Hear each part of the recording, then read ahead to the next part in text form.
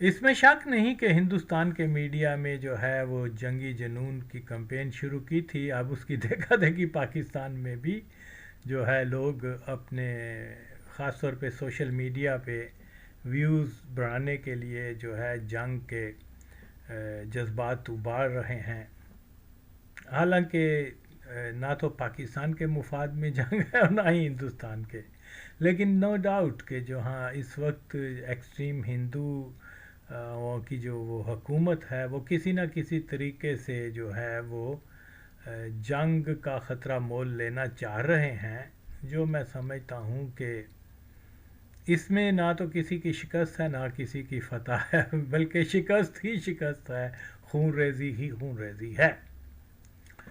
اور یہ تو ہندوستان کے لوگوں کو یا ان کی اسٹیبلشمنٹ کو سمجھنا چاہیے کہ یہاں مجبوری ہو جائے گی کہ ایکسٹریم کے اوپر جو ہے وہ ایکسچینج ہو جائے ویپنز کی، کیونکہ دونوں ممالک جو ہیں وہ کسی بھی صورت میں، پاکستان تو کسی بھی صورت میں ڈیفیٹ قبول کرنے کی پوزیشن میں نہیں ہے کہ آلریڈی پاکستان کا حال جو ہے وہ بنگلہ دیش میں بھی ہو چکا ہوا ہے، تو لہذا پاکستان کے جو شکست جو ہے وہ ان کا کوئی آپشن نہیں ہے، کیونکہ اس کے بعد پھر پاکستان کا وجود جو ہے وہ بالکل خطرے میں ہے، اور میرے خیال میں پاکستان کے اکثریت عوام جو ہیں وہ کسی بھی حد تک پاکستان کو بچانے کے لیے جا سکتے ہیں۔ تو اس لیے بہرحال یہ تو ایک انفارچونیٹ ہے کہ وہاں مودی جیسا نان سینس جو ہے وہ حکومت میں ہے، کہ ان کی جو تھیوری ہے، ان کا جو ویژن ہے وہ مہا بھارت کہتے ہیں اس کو، وہ ہے، تو مہا بھارت اب حاصل کرنے کے لیے جنگیں ناگزیر ہیں۔ اور اس میں بھی شک نہیں کہ ہندوستان کی تاریخ میں جو بھی جنگوں کی اگر ہم ہسٹری دیکھتے ہیں تو وہ کوئی بہت قابل فخر نہیں ہے ہندوؤں کی، موسٹلی ان کو شکستیں ہوئی ہیں، اور یہ کل کو اگر پھر اب کوئی ان کی شکست ہو گئی تو وہ پھر ہندوستان کے سروائیول جو ہے وہ بھی اسٹیک پر لگ گیا ہے۔ تو کوشش یہی کرنی چاہیے کہ ہندوستان کے اندر جو ہے کوئی ماڈریٹ قسم کی حکومت آئے، اور وہ لوگ جو ہیں، یہ مودی نو ڈاؤٹ کہ وہ مسلمانوں سے نفرت کرتا ہے، اس نے بہت سارے مسلمانوں کو مارا بھی ہے، اور حیرت اس چیز کی ہے کہ جب یہ سعودی عرب یا دوسرے ممالک میں جاتے ہیں تو مسلمان ان کو ویلکم کرتے ہیں، وہ حکمران، تو یقیناً جب یہ مر کے اللہ کے حاضر ہوں گے تو ان کے چہرے، ان کے سر جھکیں گے ندامت سے کہ مسلمانوں کے قاتل کو انہوں نے ویلکم کیا ہے، اور اسی چیز کے اوپر ان کو سزا بھی ملے گی انشاءاللہ۔ بہرحال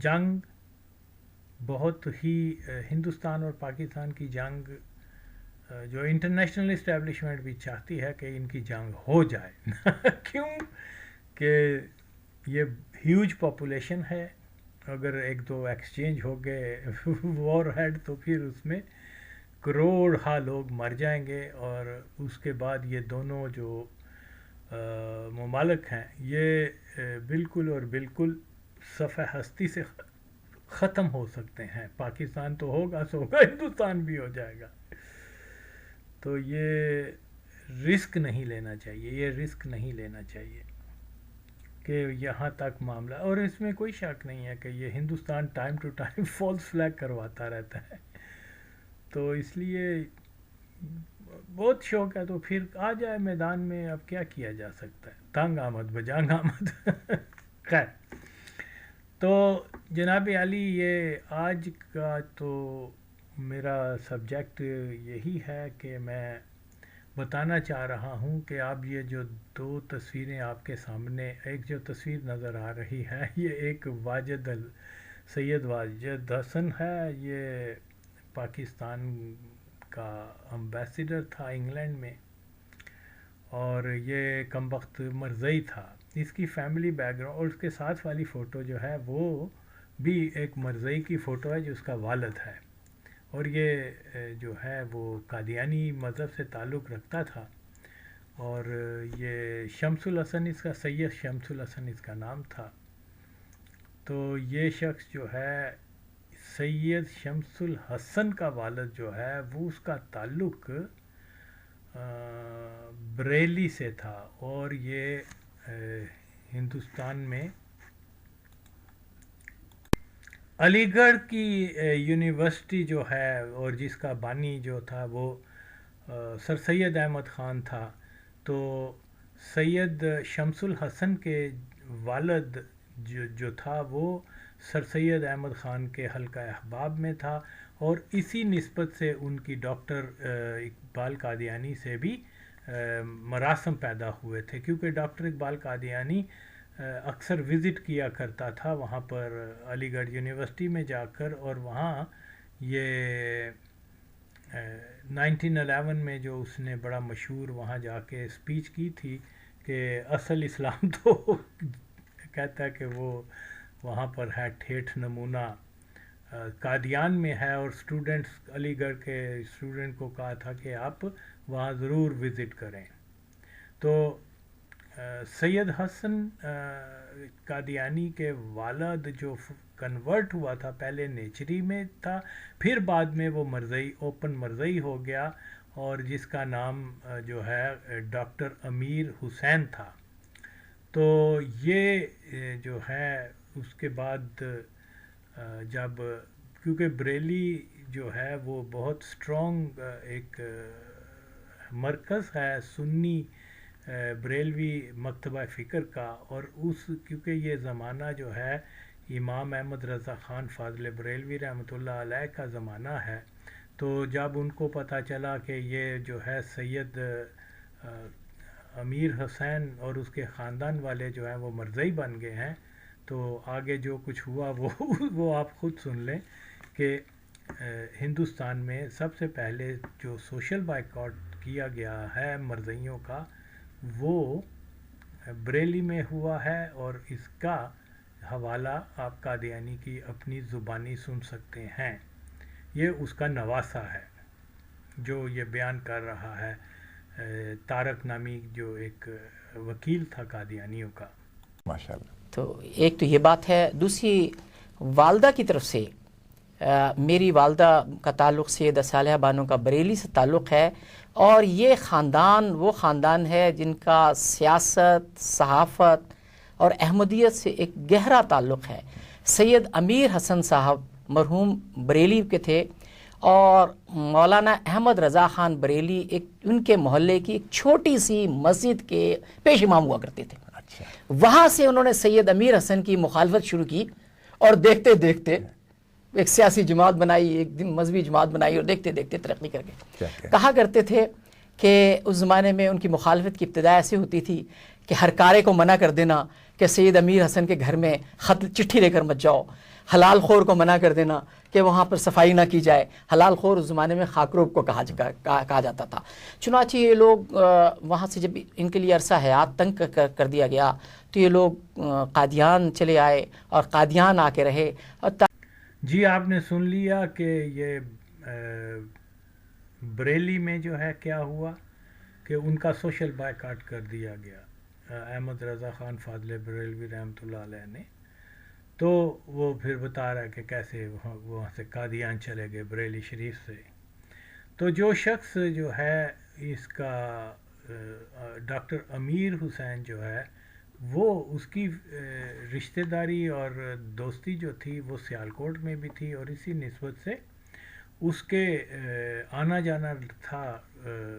خاص طور پہ کشمیری محلہ سیالکوٹ میں اس کے کچھ رشتہ دار رہتے تھے, تو اسی تھرو غالب امکان یہ ہے کہ اسی نسبت سے اس کی ڈاکٹر اقبال قادیانی کے ساتھ دوستی ہوئی ہوگی یا بات چیت ہوئی ہوگی, کیونکہ دونوں مرزئی بھی تھے اور پھر اس کے رشتہ دار جو ہیں وہ وہاں رہتے تھے. تو وہ اپنی بیٹی کا رشتہ جس آدمی سے اس نے کیا تھا وہ بھی اپنے آپ کو سید کہلواتا تھا, اور وہ ان کے وہاں ان کی پراپرٹی وغیرہ تھی کشمیری محلہ سیالکوٹ کے اندر، اور یہ ڈاکٹر اقبال اور ان کا آپس میں ایک دوسرے کے ساتھ ملنا جلنا تھا، یہ پورا ایک گروپ تھا. تو اور ان میں نسبت جو تھی وہ قادیانی ہونے کی نسبت بھی تھی. تو پھر اسی طرح سے جب یہ 17-18 سال کا تھا سید شمس الحسن، تو اس نے ڈاکٹر اقبال کے پاس اس کو بھیجا تھا کوئی لرن کرنے کے لیے، کوئی فارسی وغیرہ سیکھنے کے لیے، کوئی اس طرح کی. تو پھر یہ آپس میں ساری زندگی جب تک ڈاکٹر اقبال قادیانی زندہ رہا، یہ آپس میں ایک دوسرے سے کورسپونڈنٹ بھی کرتے رہے. خیر، تو یہاں آپ سنیں، وہ اپنی ہسٹری بتا رہا ہے، بریف ہسٹری بتا رہا ہے اپنے خاندان کی، کہ یہ گٹالیاں جہاں پر تقریباً تمام گھر جو ہیں، گٹالیاں ایک چھوٹا سا قصبہ ہے یا ٹاؤن یا گاؤں شاؤں ہے، وہاں سب کے سب لوگ جو ہیں وہ قادیانی ہو گئے ہوئے ہیں. اور وہ آج بھی ایک تو کیا بولتے ہیں بستی بزدار اور بستی وہاں جتنے بھی، اور گٹالیاں میں جتنے بھی گھر ہیں وہ زیادہ تر قادیانیوں کے ہیں، بلکہ شاید سبھی کے سبھی قادیانی ہیں. بہرحال یہ ساری چیزیں تحقیق کرنے سے پتہ چلتی ہیں. تو جتنا آپ ڈیپتھ میں جاؤ گے آپ کو سرپرائز ملیں گے کہ پاکستان میں کیڑی کیڑی ہستی میں جو قادیانی ہے. تو یہ آپ سنیں. اور یہ اپنے پیارے ناظرین کے لیے گفتگو کے آغاز کے طور پہ پہلا سوال یہ عرض کرتا ہوں کہ اپنے خاندانی پس منظر کے بارے میں اور اپنے تعارف کے بارے میں آپ کچھ فرمائیے. السلام علیکم. میں سید احمد علی شاہ صاحب جو جماعت احمدیہ کے مبلغ ہیں رہے اور مربی رہے اور جماعت احمدیہ کے ابتدائی مناظرین میں سے ہیں، میں ان کا بیٹا ہوں. والد صاحب کراچی، حیدرآباد، گجرانوالہ، فیصل آباد، ڈیرہ غازی خان، سیالکوٹ، ان تمام علاقوں میں جماعت کے مبلغ تھے. اور ابا جان کو ایک خاص اعزاز یہ حاصل ہے کہ جب حضرت خلیفۃ المسیح الثانی المسیح موعود رضی اللہ عنہ نے خدام الاحمدیہ کے نام سے پہلے 10 افراد کو کہا کہ یہ خدام الاحمدیہ ہیں، کسی ایک اہم ضرورت کے تحت جب قادیان میں ایک مسئلہ پیش ہوا تو ان 10 افراد کو بلا کے کہا کہ تم خدام الاحمدیہ ہو. ان میں سے ایک اب حیات ہیں، وہ میرے ابا جان ہیں. تو یہ تو میرا اور ابا جان کا تعلق گھٹیالیاں ضلع سیالکوٹ سے ہے، اور وہاں گھٹیالیاں کو بھی ایک اعزاز حاصل ہے کہ اس گاؤں میں سب سے پہلے اگر کوئی کالج بنا، تعلیم اسلام کالج بنا، تو وہ گھٹیالیاں میں بنا. وہاں سید نذیر حسین شاہ صاحب مرحوم تھے جو سب سے پہلے احمدی ہوئے اور رفیق تھے حضرت مسیح موعود علیہ الصلوۃ والسلام کے، اور اس کی وجہ سے پھر پورا گھٹیالیاں جو ہے احمدی ہو گیا. اسی طرح میں یہ کس سن کی بات ہے؟ یہ حضرت مسیح السلام کی زندگی کی بات ہے.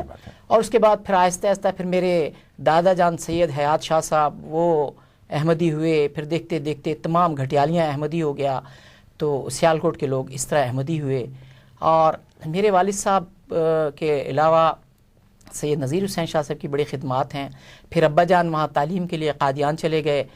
جی، یہ وکیل جو ہے قادیانی سپریم کورٹ کا وکیل تھا، اور سید طارق احمد اس کا نام. تو یہ آگے ایک قصہ بتا رہا ہے کہ یہ جو محمد علی جناح نے سب سے پہلے جو ٹوپی پہنی ہے وہ کانپور کے وہاں جاتے ہوئے، تو یہ بالکل جھوٹ بول رہا ہے.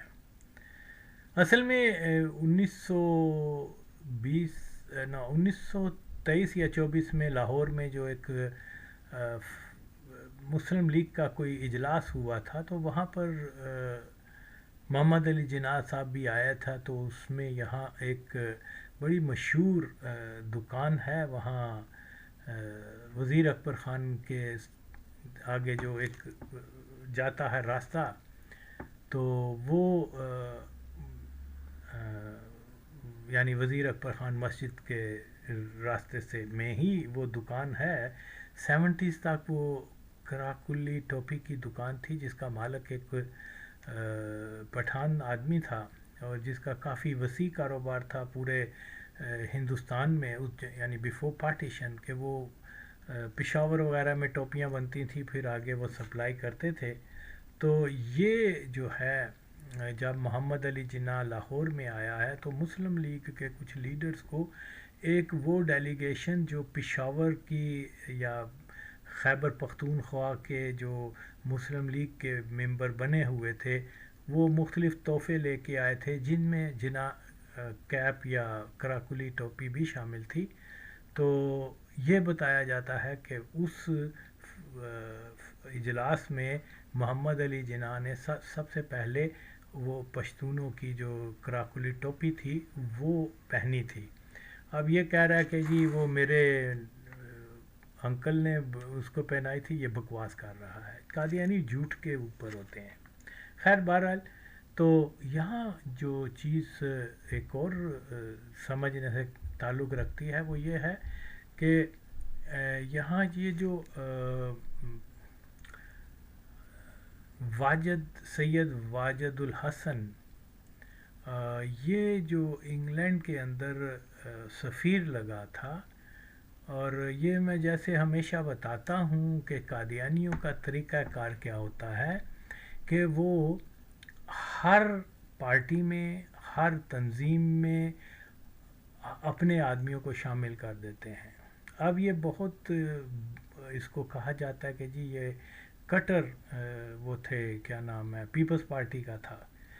یقیناً پیپلز پارٹی میں داخل ایڈمیشن اور کیا ممبرشپ اس کی تھی، لیکن یہ کوئی اکیلا قادیانی نہیں تھا جو پیپلز پارٹی میں اور بھٹو فیملی کے نزدیک تھا. بہت سارے لوگ جو ہیں وہ قادیانی، جنگیر بدر قادیانی تھا، ٹھیک ہے، وہ پیدا تو وہیں ہوا تھا، کیا بولتے ہیں، ایک مسلم فیملی میں پیدا ہوا تھا، لیکن بعد میں وہ اونچی اڑان اڑنے کے لیے اس نے مرزائیوں کے ساتھ انڈرسٹینڈنگ پیدا کر لی تھی اور مرزائیوں کا چمچہ بن گیا تھا. مرزائی اس کو باقاعدہ سپورٹ بھی کرتے تھے، اور بہت سارے پیپلز پارٹی کے اندر بھی ظاہر ہے کہ وہ ہڈن قادیانی تھے، ان لوگوں کو نہیں پتہ تھا. ذوالفقار علی بھٹو کو اگر پتہ ہوتا تو ایسے لوگوں کی چھٹی کروا دیتا. لیکن آف کورس یہ تحقیقات تو اب ہو رہی ہے.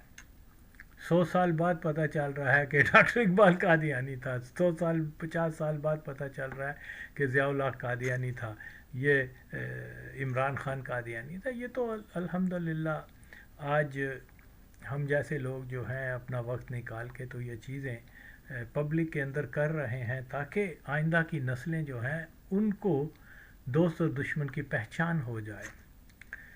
تو ہم نے لینا کیا ہے کسی سے؟ کچھ بھی نہیں. لیکن جو سچائی ہے وہ الحمدللہ یہی بیان کر دیں، شاید اس میں ہماری بخشش کا ذریعہ بھی بن جائے، اور کیا بولتے ہیں اس کو، پاکستان کے عوام جو ہے، نئی نسلیں، ان کی بہتر جو ہے وہ تربیت ہو سکے، بہتر وہ چیزوں کو سمجھ سکیں. کیونکہ دوست اور دشمن کی، مسلمان اور قادیانی کے پہچان وقت کی ضرورت ہے. ماشاءاللہ. تو ایک تو یہ بات ہے. دوسری، والدہ کی طرف سے میری والدہ کا تعلق سیدہ صالحہ بانو کا بریلی سے تعلق ہے، اور یہ خاندان وہ خاندان ہے جن کا سیاست، صحافت اور احمدیت سے ایک گہرا تعلق ہے. سید امیر حسن صاحب مرحوم بریلی کے تھے، اور مولانا احمد رضا خان بریلی ان کے محلے کی ایک چھوٹی سی مسجد کے پیش امام ہوا کرتے تھے. وہاں سے انہوں نے سید امیر حسن کی مخالفت شروع کی، اور دیکھتے دیکھتے ایک سیاسی جماعت بنائی، ایک دن مذہبی جماعت بنائی، اور دیکھتے دیکھتے ترقی کر گئے. کہا کرتے تھے کہ اس زمانے میں ان کی مخالفت کی ابتدا ایسے ہوتی تھی کہ ہر کارے کو منع کر دینا کہ سید امیر حسن کے گھر میں خط چٹھی لے کر مت جاؤ، حلال خور کو منع کر دینا کہ وہاں پر صفائی نہ کی جائے. حلال خور اس زمانے میں خاکروب کو کہا جاتا تھا. چنانچہ یہ لوگ وہاں سے جب ان کے لیے عرصہ حیات تنگ کر دیا گیا تو یہ لوگ قادیان چلے آئے اور قادیان آ کے رہے. اور تاریخی طور پر ایک عجیب واقعہ یہ ہے کہ جب سید امیر حسن صاحب قادیان میں رہتے تھے، میری نانی جان اور نانا جان تو کہتے ہیں کہ جب تاریخ احمدیت میں بھی اس کا ذکر آتا ہے کہ حضرت خلیفۃ المسیح اول جب ایک دفعہ قادیان میں گزرتے ہوئے گھوڑے سے گرے تو ہمارے نانا جان کے گھر کے سامنے گرے تھے، اور چنانچہ ان کو چوٹیں آئیں، زخم آئے، ہماری نانی جان نے اور ہمارے نانا جان نے اٹھایا، انہوں نے نانی جان نے دوپٹہ ان کو باندھا، تو یہ تاریخ احمدیت میں اس کا ذکر آتا ہے۔ اس کے علاوہ میرے ننہال کی طرف سے خاندان میں عبد الرحیم نیر صاحب میری والدہ کے خالو تھے، قاضی عبداللہ بھٹی صاحب جو 313 رفیقان حضرت مسیح علیہ السلام سے ہیں، میری والدہ کے میرے ایک ماموں سید شمس الحسن آل انڈیا مسلم لیگ کے 1908 سے لے کر 1982 تک صدر رہے، اور قائد اعظم انہیں چچا میاں کہتے تھے، قائد اعظم چچا میاں کہتے تھے۔ ملا وحدی نے اپنی کتاب میں لکھا ہے کہ قائد اعظم کہا کرتے تھے کہ پاکستان ہے کیا، میں اور سید شمس الحسن کیا کہ سید شمس الحسن صاحب نے مجھے 2-3 واقعات ایسے سنائے ہیں جو تاریخ پاکستان میں یا اخبارات میں ابھی تک نہیں آئے۔ ایک واقعہ تو انہوں نے یہ مجھے سنایا کہ جب قائد اعظم لکھنؤ میں پہلی بار آئے تو مامو جان کہا کرتے تھے کہ میں نے بڑے بڑے جہازی سائٹس کے اشتہارات لکھنؤ میں لگا دیے، اور چونکہ اس زمانے میں مسلمانوں کے جتنے بھی بڑے لیڈر تھے وہ سارے مولانا تھے، مگر ماڈرن مولانا ہوا کرتے تھے، آج کی طرح کے مولانا نہیں تھے، اور وہ ان کی باقاعدہ ان کی داڑھی بھی ہوتی تھی، شیروانی پہنتے تھے۔ کہنے لگے جب میں نے وہ اشتہارات شائع کروائے جہازی سائز کے تو اس کے اوپر لکھا مولانا محمد علی جناح تشریف لا رہے ہیں۔ اب یہ جگہ جگہ لکھنؤ میں لگ گئے۔ جب میں ان کو لینے کے لیے گیا ایک کسی اسٹیشن پہ اور دیکھا تو وہ 3 پیس میں کلین شیپ، میں نے یہ سوچا کہ لکھنؤ کے لوگ، اور یہ بریلی میں اور دہلی میں یہ عام طور پہ ہے کہ وہاں پر ٹوپی ضرور پہنی جاتی ہے گھر سے اگر باہر جائیں، اور عام طور پہ داڑھی رکھی جاتی تھی، شیروانی پہنی جاتی تھی۔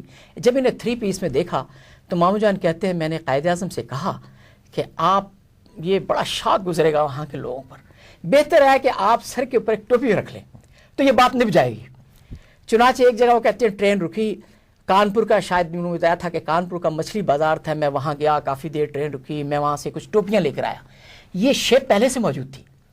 تو مامو جان کہتے ہیں کہ میں نے قائد اعظم کے سر پہ ٹوپی رکھی اور یہ سب سے زیادہ سجی، یہ جو جسے جناح کیپ کہتے ہیں۔ چنانچہ اس کو پسند کیا اور پھر قائد اعظم یہ جناح کیپ پہن کے انہوں نے لکھنؤ میں تقریر کی، اور اس کے بعد یہ جناح کیپ کہلائی، پھر وہ سمبل بن گیا، وہ سمبل بن گیا۔ دوسرا واقعہ انہوں نے ایک بتایا، بڑا عجیب واقعہ بتایا، کہنے لگے کہ جب میں ایک اہم کام کے سلسلے میں تنظیمی طور پہ میں کہیں گیا ہوا تھا، جب میں واپس آیا تو قائد اعظم 10 اورنگزیب روڈ دہلی پہ لیاقت کی رہائش گاہ تھی، اور قائد اعظم سامنے ہی رہتے تھے۔ رات میں کوئی میٹنگ ہوئی، میں اتفاق سے اس میٹنگ میں نہیں تھا۔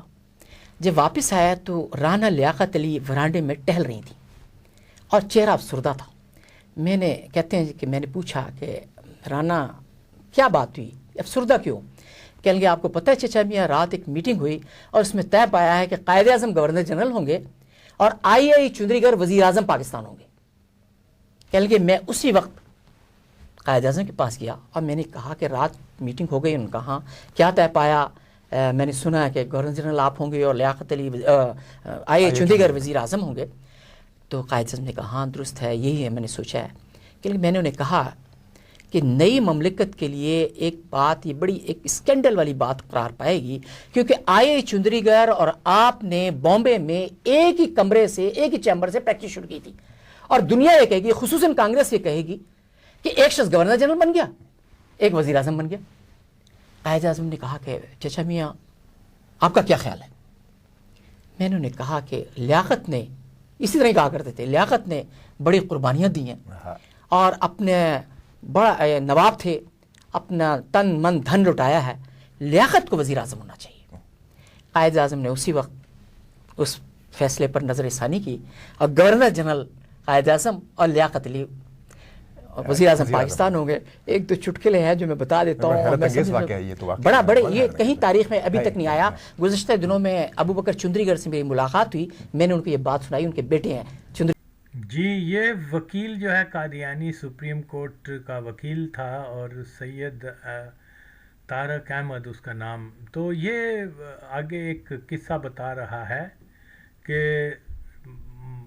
یہ جو محمد علی جناح نے سب سے پہلے جو ٹوپی پہنی ہے وہ کانپور کے وہاں جاتے ہوئے تو یہ بالکل جھوٹ بول رہا ہے.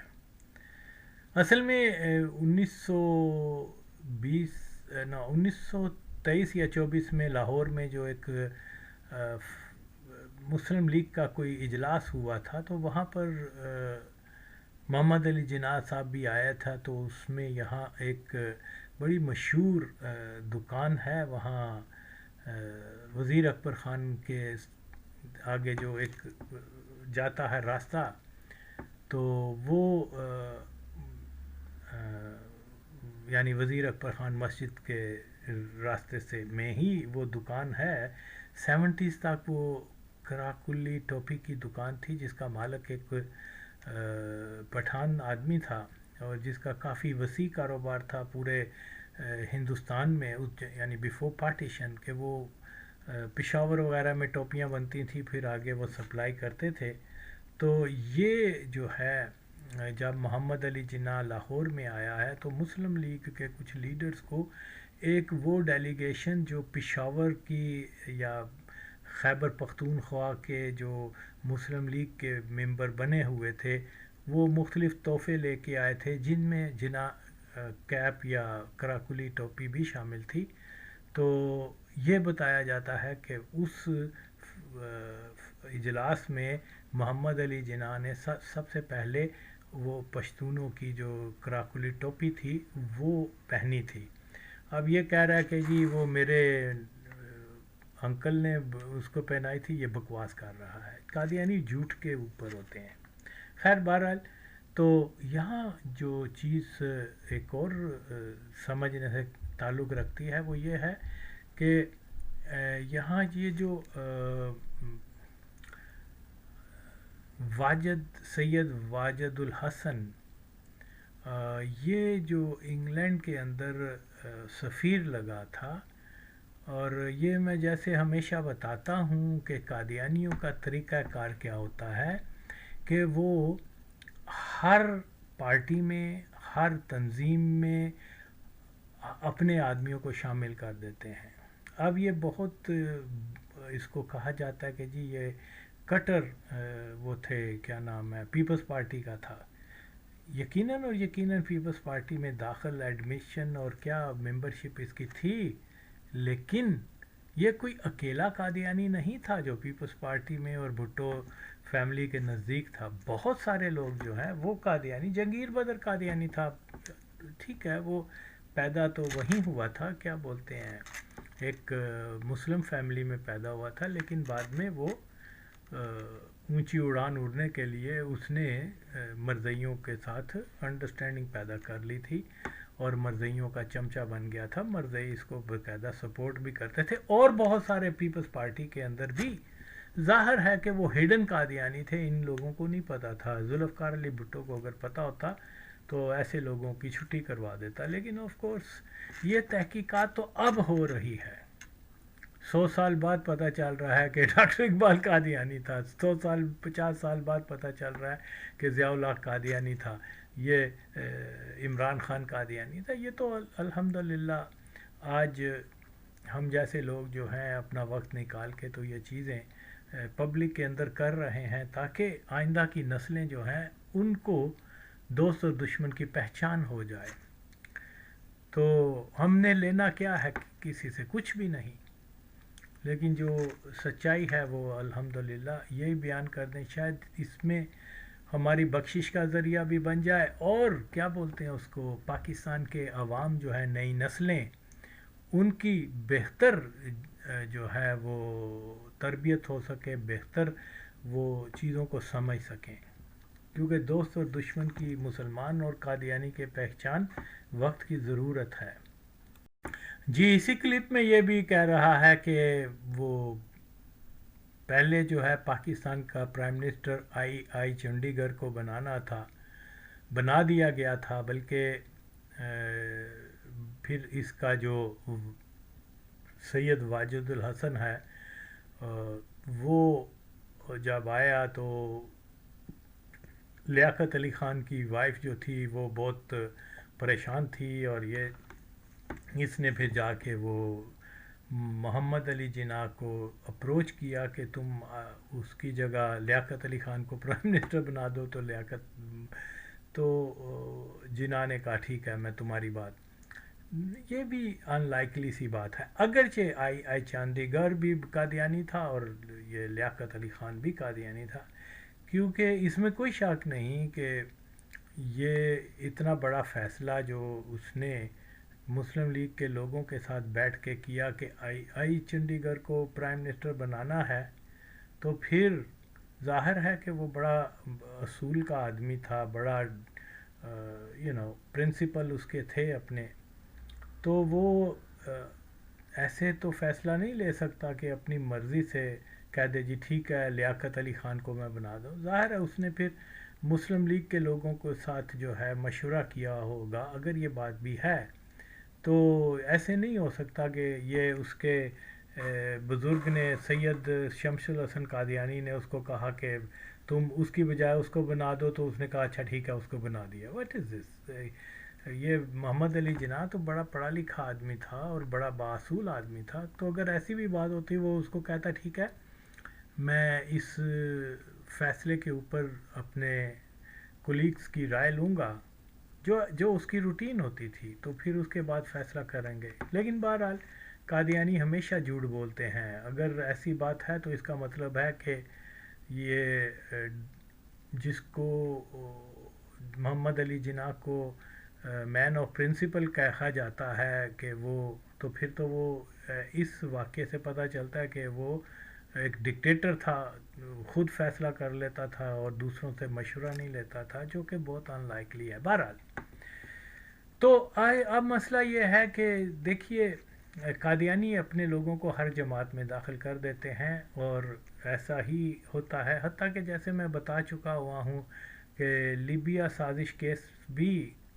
قادیانیوں کا پورا وہ تھا، انہوں نے سارا ارینج کیا تھا. اور بعد میں پتہ، ہم تو انقلاب کی خاطر لیبیا چلے گئے تھے، بعد میں پتہ چلا وہ اکثر جتنے بھی تھے وہ مرزئی وغیرہ تھے اور بہت سارے لڑکے وہاں جاسوسی کا کام کرتے تھے. اسی طرح یہ ایون الذوالافکار میں قادیانی آگے ہوئے، ہر جگہ ان کے بندے ہوتے ہیں، جاسوس ہوتے ہیں.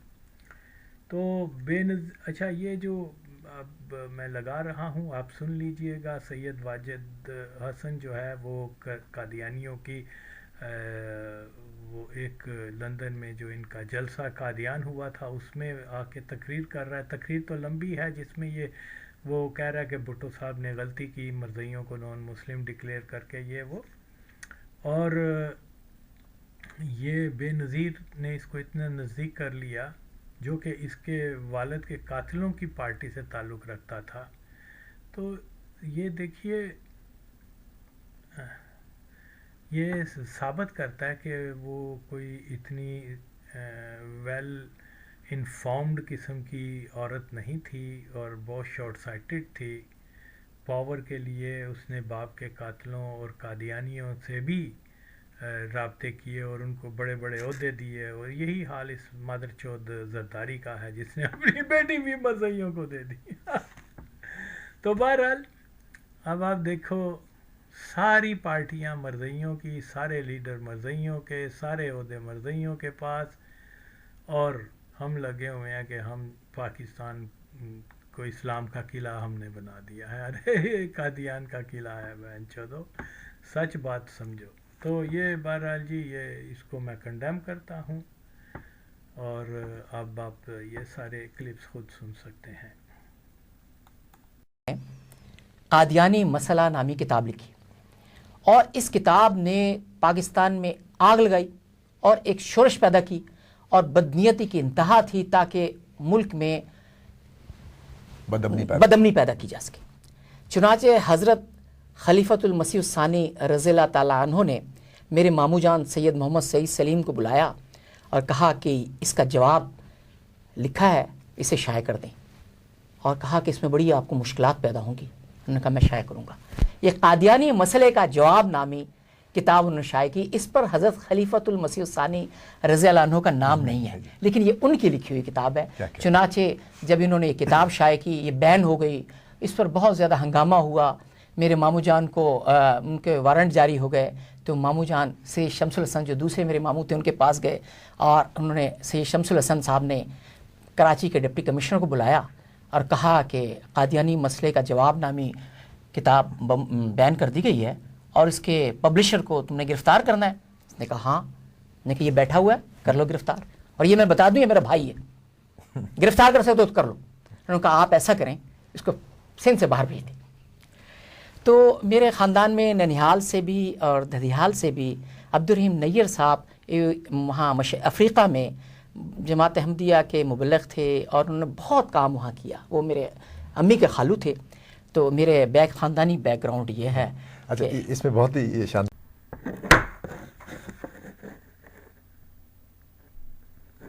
So our next speaker is Wajid Shamsul Hasan, who is the diplomat and a journalist who had the honor to serve as Pakistani High Commissioner for London. He served at senior levels in the Pakistani government. During his 10 years as High Commissioner, he had been a friend of the Jamaat. He has attended our National Peace Conference and gives me great pleasure to welcome him to our Jalsa Salana and we request him to come and say a few words.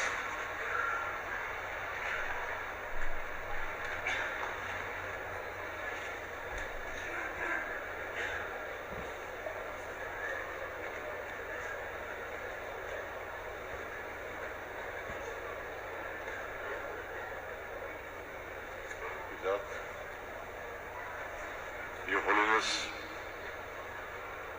السلام علیکم, بسم اللہ الرحمن الرحیم. میرے لیے یہ باعث افتخار ہے کہ میں آج اتنے بڑے احمدیہ کانفرنس میں شریک ہو رہا ہوں.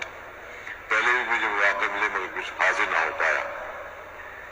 آج کی اوکیزن جو ہے آپ کے لیے بڑی معتبر ہے کیونکہ 50,000 کے قریب آپ لوگ جمع ہوئے ہیں یہاں پر اور مختلف قوموں سے تعلق رکھتے ہیں, مگر ایک سازی مستقیم آپ کو ایک ہی ہے. ہمارا مذہب جو ہے وہ ایک بڑے کٹن رائے پہ کھڑا ہوا ہے. ہر طرف سے ہمارے اوپر مصیبتیں آ رہی ہیں.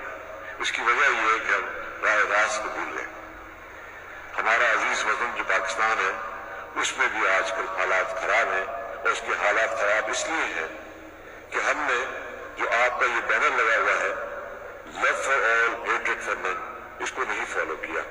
قائد اعظم محمد علی جناح اس سے پہلے دوسرے صوبہ جو تھے انہوں نے ایک ہمیں ویژن دیا تھا, ایک کنسیپٹ دیا تھا علامہ اقبال نے کہ پاکستان ایک ایسا ملک ہوگا جس میں ہر شخص کو مذہبی آزادی ہوگی, جان کی حفاظت ہوگی اور اکنامک اپارچونیٹیز ایکول ملے گی. اور وہ یہ جو ان کا کنسیپٹ تھا وہ حضرت اور اللہ تعالیٰ کے دیے ہوئے کنسیپٹ حقوق العباد سے تھا جو ہمارے لیے ایک مینیفیسٹیشن ہے ہیومن رائٹس کا. ہیومن رائٹس جتنا یہ لفظ حقوق العباد انشور کرتا ہے کوئی مذہب نہیں کرتا, کوئی مذہب نہیں کرتا, کوئی پولیٹیکل فلاسفی نہیں کرتی.